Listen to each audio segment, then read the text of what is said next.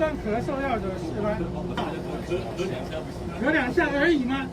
我是苦主哎，我不想下车。男子火气超大，见保全到场，情绪更激动，疯狂怒呛咳嗽民众。他现在没咳嗽了，没有咳嗽，事情已经结束了，我已经到了啦，你不用跟我讲这些了。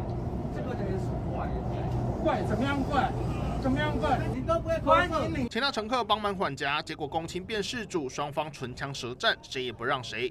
像就是有你这种，早就多了啦，你就给我看多了啦。对，我也看少来这一套了，少了这一套。你吃的也要吃很多了吧？都要在北捷红线往淡水方向，15号下午6点多，穿衬衫的男子怒控旁边民众不断咳嗽，不止叫来保全和站务员，甚至打电话报警。其他乘客看不下去，上前好言相劝，但男子像是吃了炸药，大声狂呛，爆发激烈口角，全车的人都看傻眼。太过分了，看对方的态度，我是觉得都可以包容。